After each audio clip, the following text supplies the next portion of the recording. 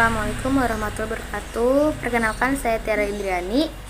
Di sini saya akan mempresentasikan tentang hakikat bimbingan konseling di SD. Dalam hakikat bimbingan konseling di SD, kita akan membahas tentang beberapa topik. Yang pertama, ada pengertian bimbingan konseling. Yang kedua, ada pentingnya bimbingan konseling. Yang ketiga, ada masalah yang ada di dalam bimbingan konseling. Yang keempat, ada peran guru dalam bimbingan konseling. Yang kelima, ada peran orang tua dalam bimbingan konseling. Topik yang pertama, pengertian bimbingan konseling. Bimbingan merupakan salah satu bidang dan program dalam pendidikan, dan program ini ditujukan untuk membantu mengoptimalkan perkembangan siswa.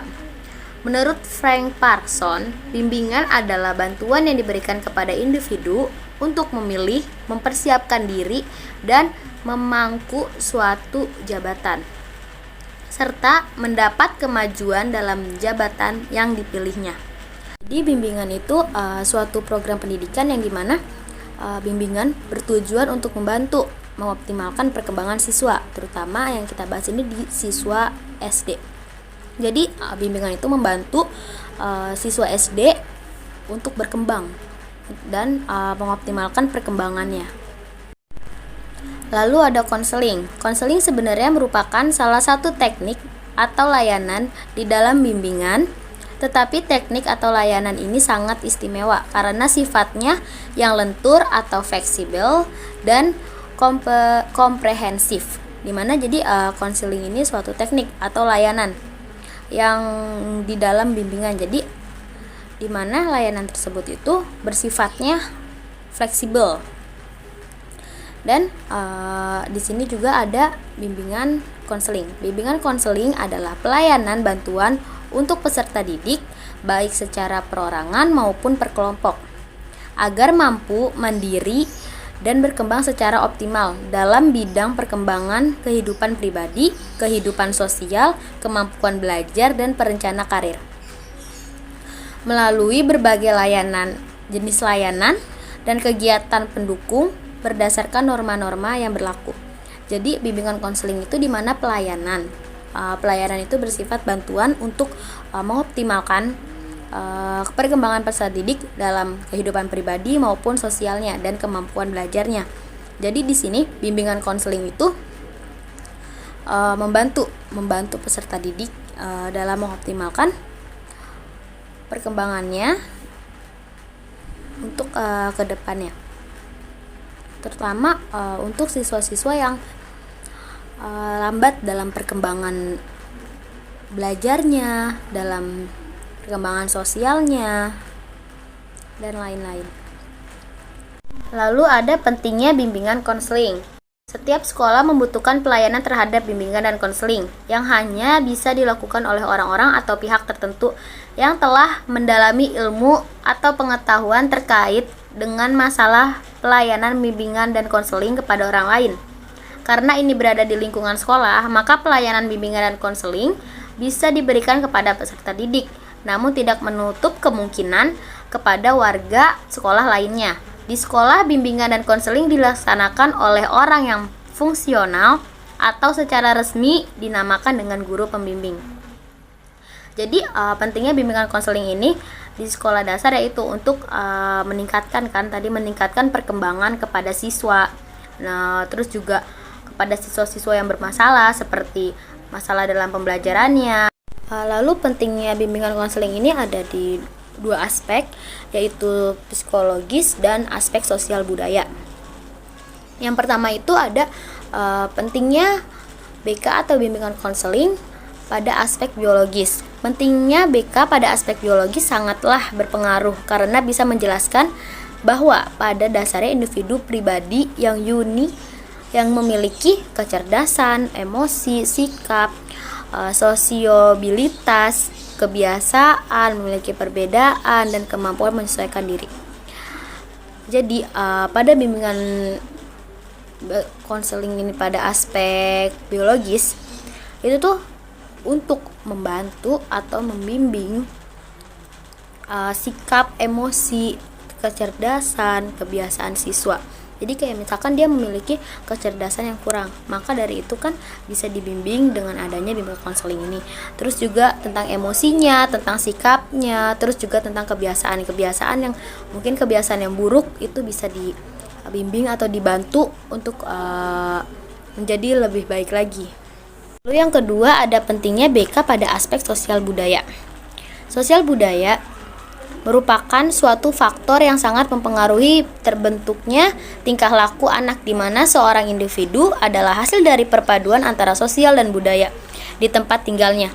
BK dilaksanakan atau bimbingan konseling dilaksanakan dengan Bhinneka Tunggal Ika.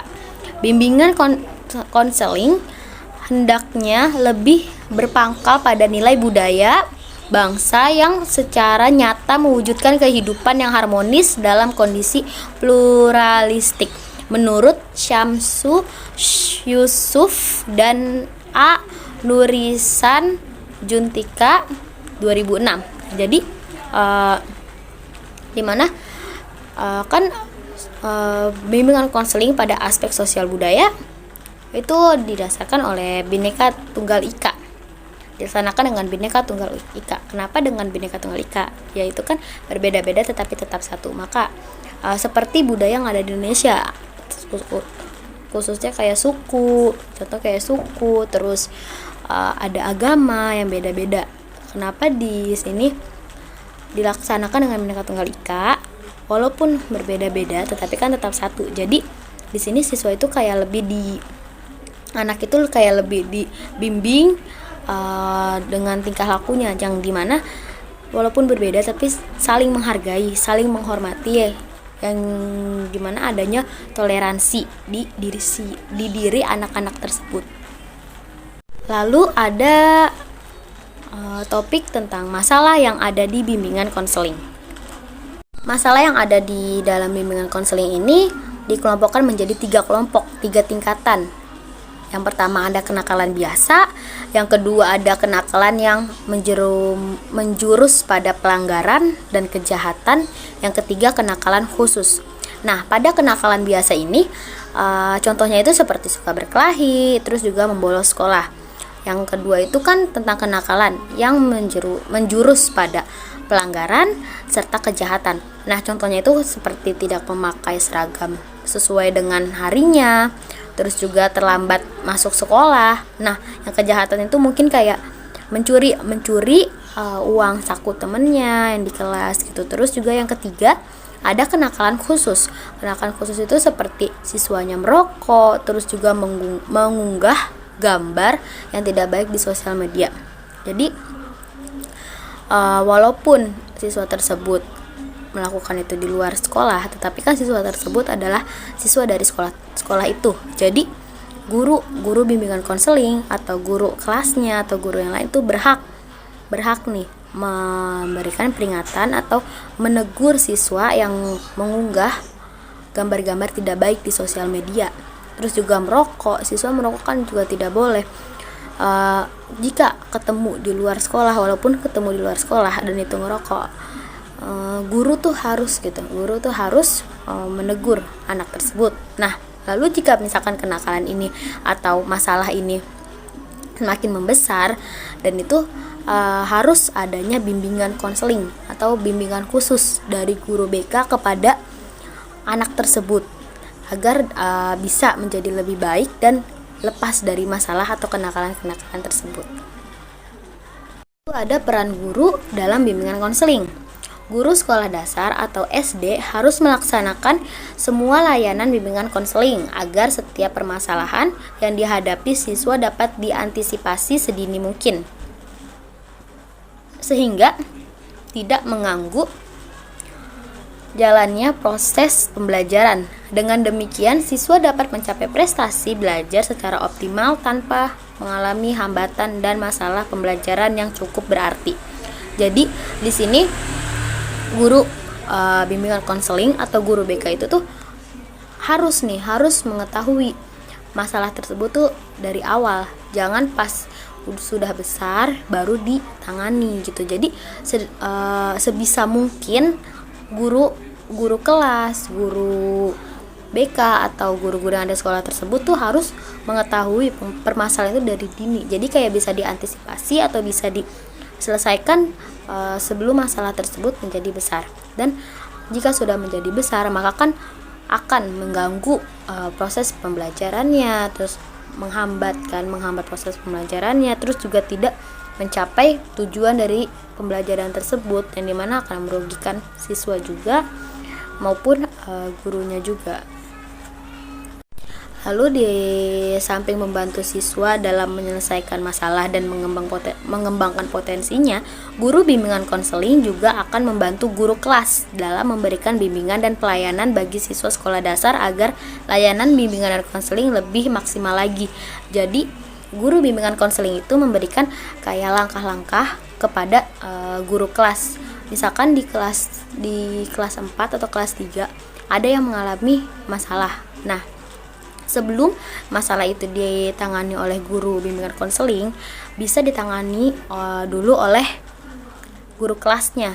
Jadi guru kelasnya itu kayak konsultasi kepada guru bimbingan konseling untuk memberikan bimbingan, untuk memberikan bantuan pelayanan kepada siswa tersebut, tapi dengan arahan dari bimbingan konseling tersebut. Nah, karena di sekolah itu siswanya banyak dan gurunya pun juga terbatas, jadi guru bimbingan konseling memberikan atau mensosialisasikan tentang bimbingan konseling, layanan bimbingan konseling kepada guru-guru kelas agar guru-guru kelas tersebut bisalah memberikan layanan bantuan bimbingan konseling kepada siswa-siswanya, khususnya kayak guru kelas ya kepada siswa kelasnya, murid-muridnya, anak-anaknya. Jadi tidak hanya mengandalkan dari guru bimbingan konseling, tapi juga guru tersebut mengasih bantuan, memberikan bantuan, pelayanan bantuan tersebut ya sesuai dengan arahan dari guru bimbingan konseling. Terus juga ada peran orang tua dalam bimbingan konseling. Peran orang tua dalam bimbingan konseling.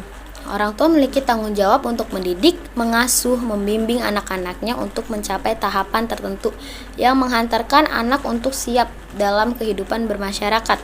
Keluarga merupakan suatu sistem yang terdiri atas elemen-elemen yang saling terkait antara satu dengan lainnya dan memiliki hubungan yang kuat. Oleh karena itu, untuk mewujudkan satu fungsi tertentu bukan yang bersifat alami saja, melainkan juga adanya berbagai faktor atau kekuatan yang ada di sekitar keluarga, seperti nilai-nilai, norma, dan tingkah laku serta faktor-faktor lain yang ada di masyarakat. Sehingga di sini keluarga dapat dilihat juga sebagai unit terkecil dalam masyarakat. Jadi peran orang tua itu dalam anak itu dalam bimbingan konseling itu kayak misalkan mendidik, mengasuh, terus juga membimbing anak-anaknya untuk mencapai tahapan yang mengantar anak tersebut di kehidupan bermasyarakat.